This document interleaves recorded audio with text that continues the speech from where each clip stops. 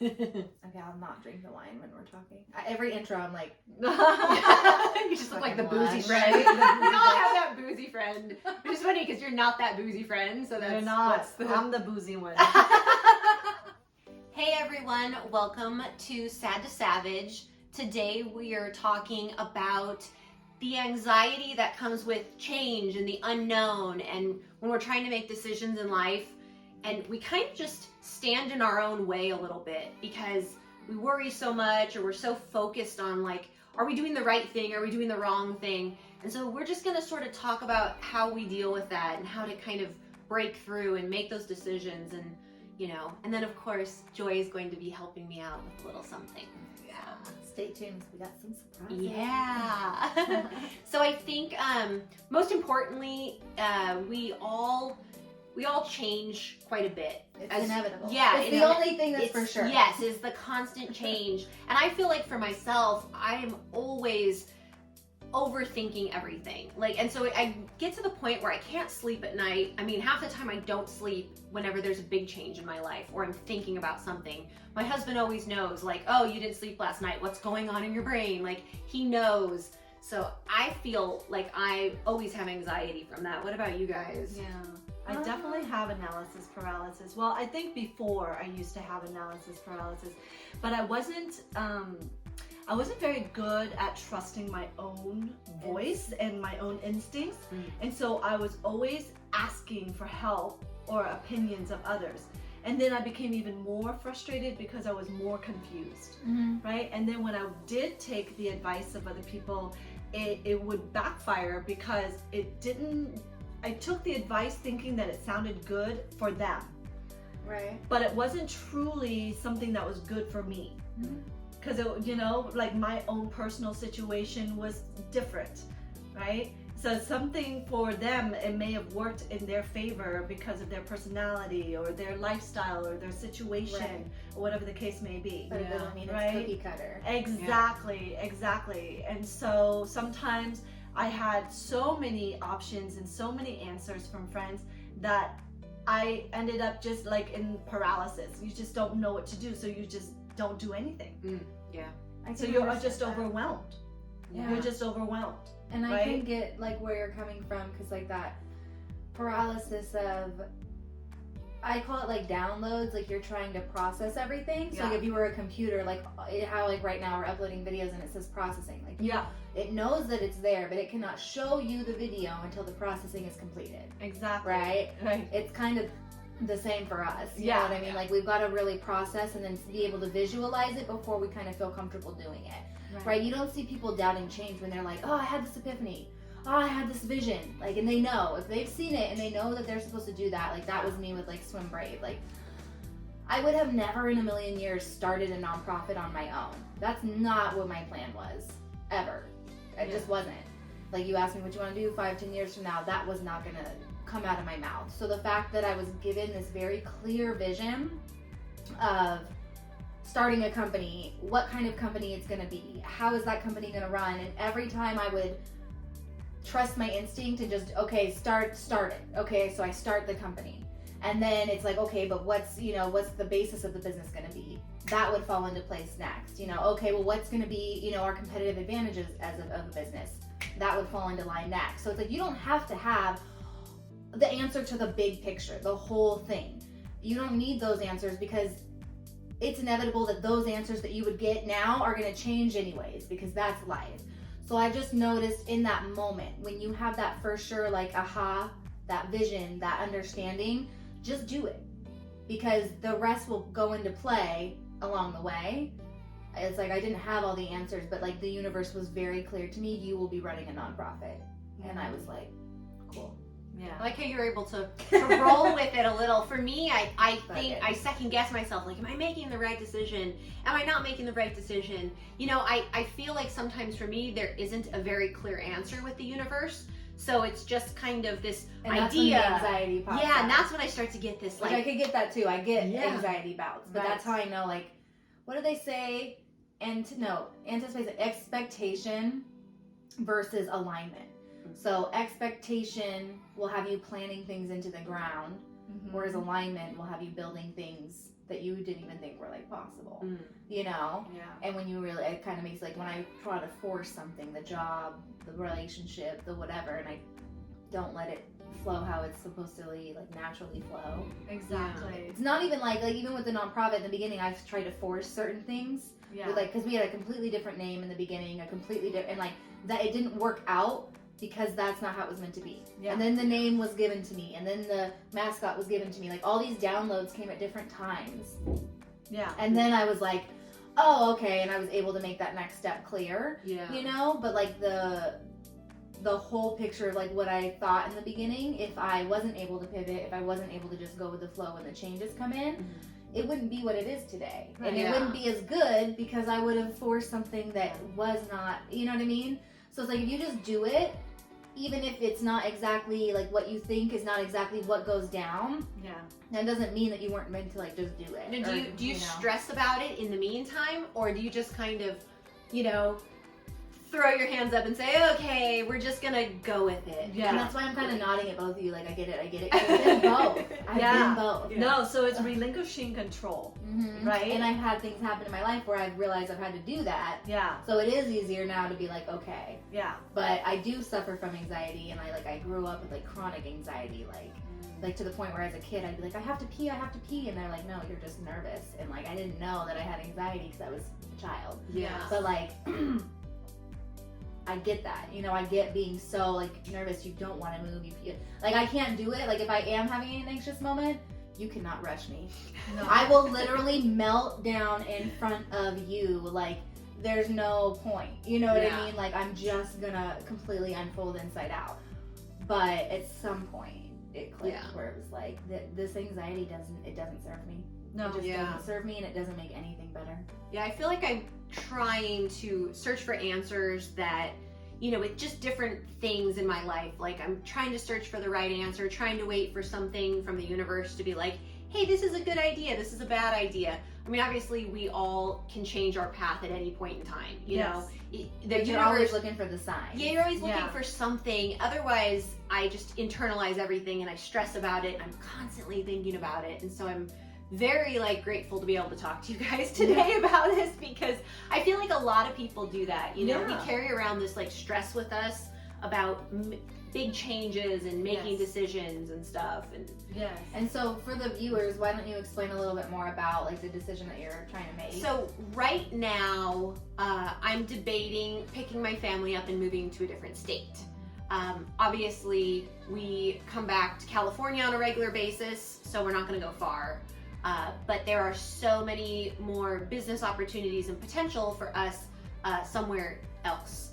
So I'm trying to decide if that's the right move, because obviously either place we go, we can find happiness and we can find business and we can do things, but you'd never know unless you try. So it's a stressful decision, and I'm just kind of going back and forth like as to what I would like to do more. And there is a lot that goes into a move, like packing, you know, if you have kids in certain age, the school districts, you know, the market for buying a home, you know, there's a lot of other details that go into it. So I understand wanting to think things through, right? It's not like you just, well, I'll try it out. I get that. Buying and selling houses isn't easy, so there's a lot that goes into it. And I'm super thankful that Joy is going to lend us some of her amazing skills. So Joy, why don't you fill everyone in? So I'm gonna do a tarot card reading and asking for spirit, the universe, God, you know, angels to give us some guidance with regards to what Caitlin should do.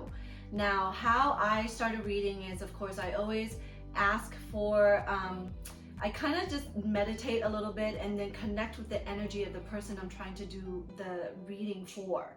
So how it works is just like how in the previous episodes we discussed about just projecting energy into like in terms of like distance healing.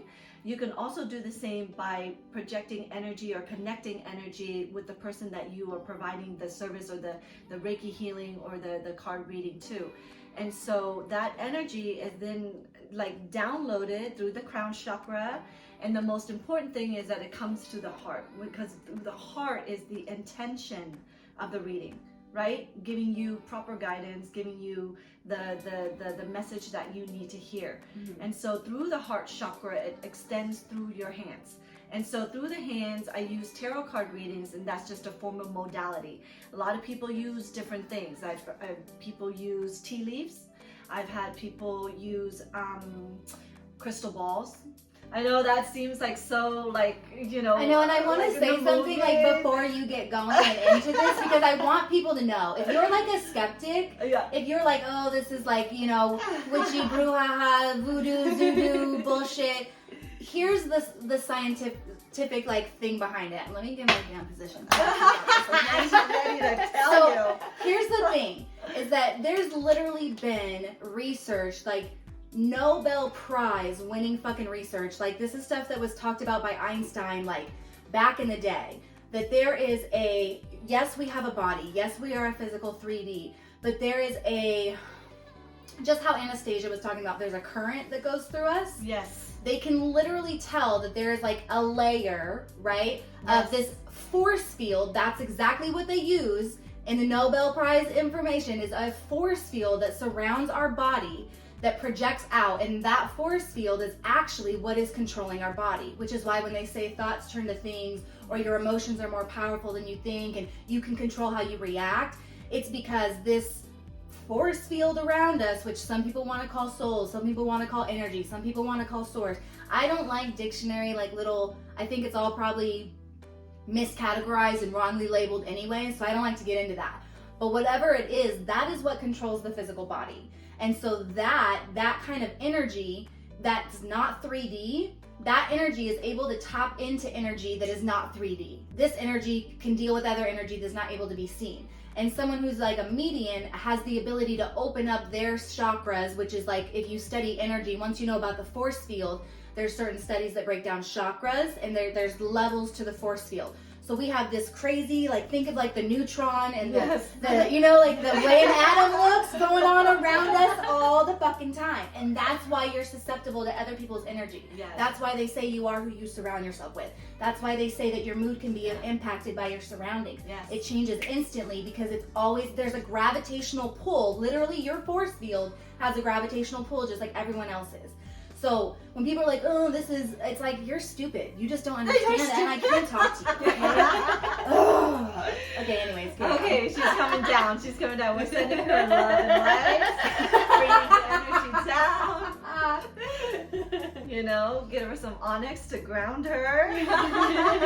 So what I did was I went ahead and pre-shuffled the cards.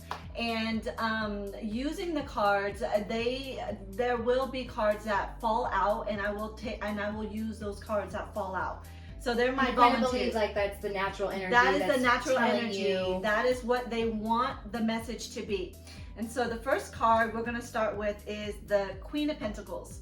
And the Queen of Pentacles, it's about, Pentacles is more about finances. Okay? So Queen of Pentacles. I'm just going to show them. Yeah, so it's about stability. So it's not about feminine or masculine energy. It's just going to talk about, you know, just being grounded, and you're focused on your finances. You're focused on your career. So this move in the current situation right now is actually influencing the dominant energy is pretty much money. Right? Your biggest motivation is for your business, right? Your business opportunities here versus how it's going to be better and how it can grow if you were to move out of state. Yeah. Right? And so this card came out. This is like, and also the Queen of Pentacles, she is a very dependable, hardworking, down-to-earth energy, right? And so it feels like both your energies. You're a Capricorn, so you're an earth sign. I don't know what your husband is. He's an Aquarius, I think. An Aquarius, okay. So Aquarius, Okay, so Aquarians are pretty rare energy, but they're also very hardworking, a little stubborn. Yeah. Right? No, but it's all No one's good. ever told me their husband wasn't stubborn. No, nobody's ever told them that. Exactly, a little stubborn. But I could just sense the energy and stubbornness is that he is very fixed in terms of like when he has a goal set, Yeah. it's done and done. Yeah. Right? Yep. So you two together, have the same mission in life. Yeah. The same purpose in life, and you want financial stability. You want that for your family. You want that for your future, Mm-hmm. right? So that is the current energy in that card for the Queen of Pentacles. Next card, Ace of Cups. Okay, so Ace of Cups, to me, it's a card of love, right? It's like full of love, full of abundance, and so in this decision, it's gonna be you need to open your heart and open your mind into accepting the possibilities of bigger and better. Mm-hmm. Don't let your decision be led by fear, right? Yeah. Because the energy of putting out fear or energy of like, well, what if it doesn't work out, right? Mm-hmm. That must go through your head because this is pretty much all you've known is your life here in California. So going out to this big venture, do you feel like, oh, am I gonna cause a detriment to my business, right? But you have to allow yourself to open the heart to receiving more, and the energy goes where your most focused thoughts are. Right? So how do they say that? And I'm like losing the words. Attention goes where energy flows. Exactly. Like and so you would need to project that energy into opening your heart and to receiving the abundance that is going to be for both of you. Okay. Now for the near future, we've got the 10 of Wands. Okay, so like again, this is indicating that there's somebody is has fears, have those very, very valid fears of whether this is the right choice for you, because like we said, just uprooting your whole family, moving everyone out of state, and this is something so far, right? And I don't know, you may have friends or family out of state. Yeah. And so for the 10 of Pentacles, this is just giving you the energy that is like the fear is unfounded, right? Because there is nothing that is going to stop you when you are secure within yourselves, knowing that it's like we're hardworking, we've created success, and we have each other, right? And so just you need to change your life by changing your outlook. So leading the heart with confidence and knowing that, the universe got your back and that you guys got each other's back. Yeah. Okay, just needing to change your outlook. Okay, so the final card here, the Hermit card. And this actually is a great card because this card represents the answer to all your questions. So what it is about reflection, right? So instead of like the way that I've done it before, where I've like had analysis paralysis because I got too much information coming in from too many different people, what you need to do is you need to go inward, right? When you do the yoga, when you do the meditations, when you kind of like disconnect from everything else, just give yourself the moment to just sit within yourself. How does your body feel, right? Okay. And then when you're able to calm the mind and get silent and go inward, how are you feeling when you think about the possibilities?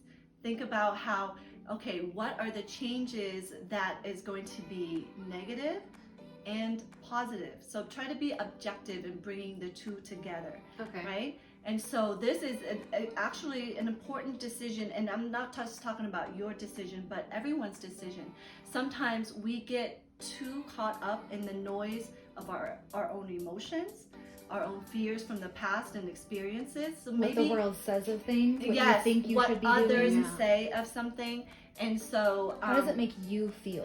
When you think of it, do you get nauseous? Do you get excited? Does it make something in your body tingle? Does it make you think? Does it, really sit with yourself? Yes, absolutely. Thank you, Candace. So for the most part, it's just being grounded, right? Because for most of us, when we're logic driven, we're very, very spacey because we're always in our minds, right? And so then we lose sleep, and then we get anxious, and then our emotions got stirred up. So when you ground yourself, meaning that when you can just take deep breaths, do a meditation, really cut out all the noise, and when you allow yourself that peace and you're feeling like where your emotions are not overruled by fear, then you can take in the information and then, you know, discuss with your husband. Yeah. Right?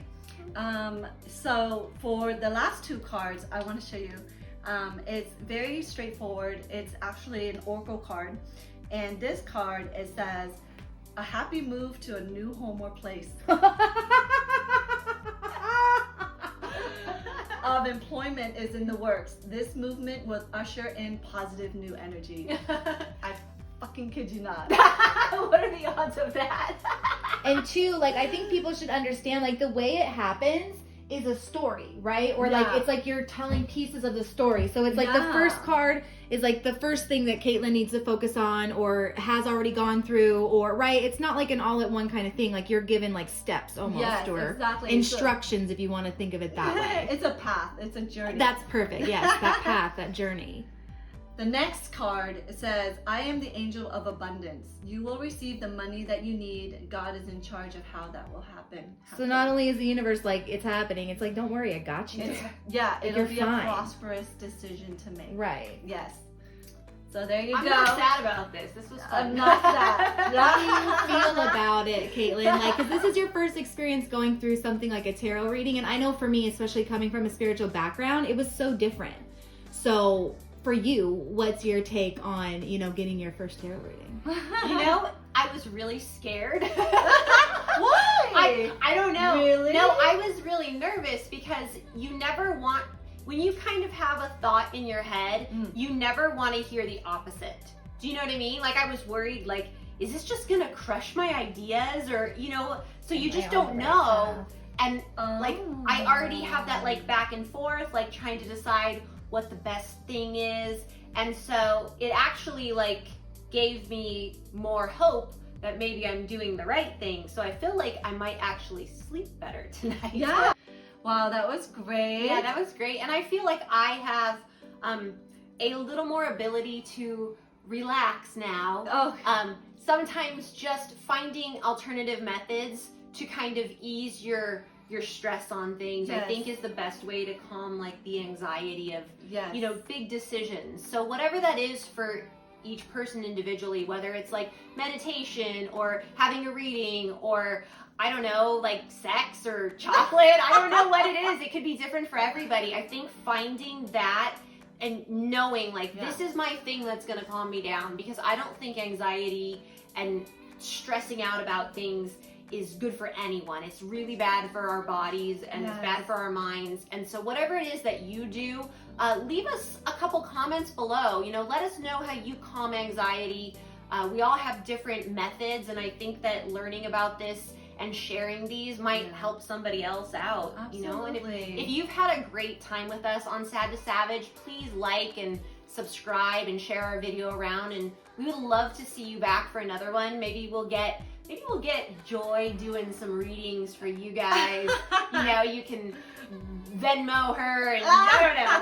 We'll make it a thing. She's so good. I mean, look at what she gave me. It's wonderful. So you guys have a great time, and definitely leave us a comment. We'd love to hear from you.